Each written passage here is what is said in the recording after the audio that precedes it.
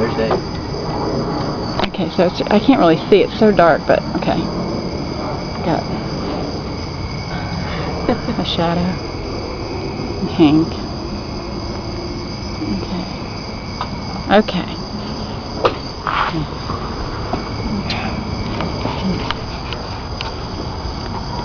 When you hear the term pit bull, do you think of a loving and caring animal, or do you think of a vicious and unpredictable beast? I'm here to tell you today that these American Pit Bull Terrier is not what the media has portrayed them to be, as vicious, unpredictable animals.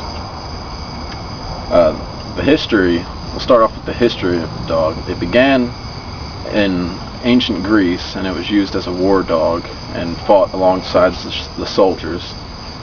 It then moved into Rome, where it was used in the Colosseum with many different blood sports. From there, it went on to England, where it was used in the sport called baiting, where the dog would grasp onto the snout of a bull and hang on until the bull was brought to the ground.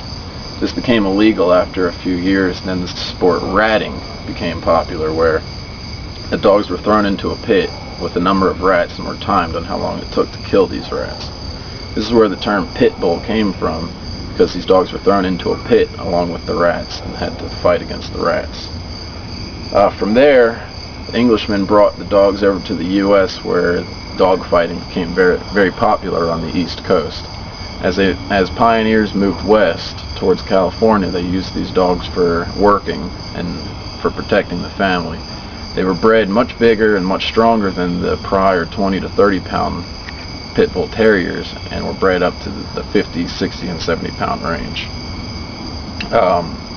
The AKC was originated in 1898 and was designed to be a classification for purebred dogs. They did not recognize the American Pit Bull Terrier as a pure breed of a dog, and not until 1899, when the UKC was developed, and then that's where the American Pit Bull Terrier became recognized as a pure breed dog. When the start of World War I came about, the dogs were used as propaganda for the war effort, and this all became popular by Stubby, who he was part of the 102nd Division, Infantry Division, and he was recognized for saving the lives of many of his comrades, and was even marked as a sergeant in the U.S. Army. The media portrays these dogs as being very vicious, along with anything else that the media does, like if it's violence, it sells. 4.7 million people were bitten last year by dogs. 500,000 of them received medical care, and 10 of them were killed.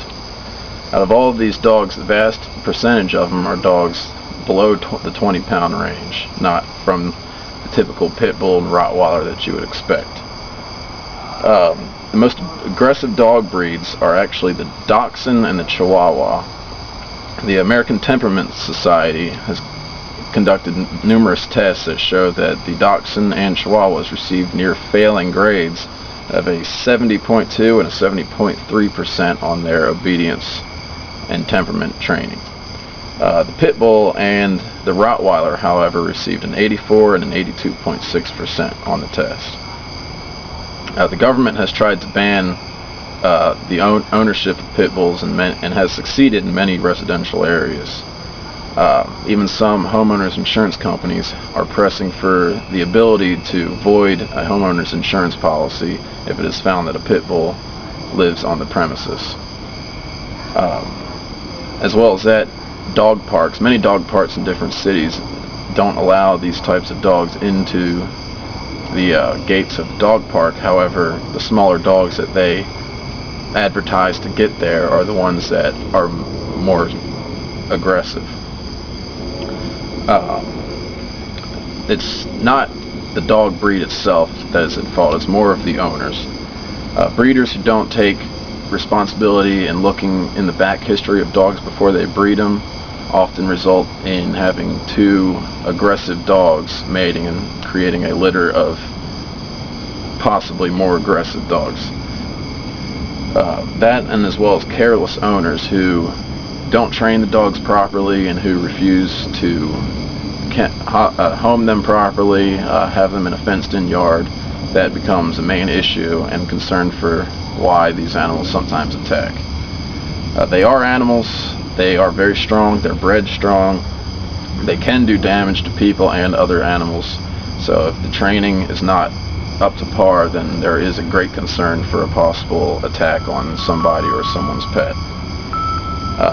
With this information, I hope that it would be possible for you to make a better decision on what you think of these animals, as whether they are a terrifying and dangerous animal or a loving part of the family. I myself have one. His name is Hank. He is 90 pounds with a 23.5-inch head, but we also have a little dachshund, which is actually meaner than he is, along with a little schnoodle, which is about a 10 or 15 pound mix between a schnauzer and a poodle. He is by far the nicest out of all of the dogs, and we have 2 cats as well who are as well meaner than he is. So I like to hopefully incorporate some of what I've learned here to maybe help people make a better decision on whether these dogs are what they are made out to be.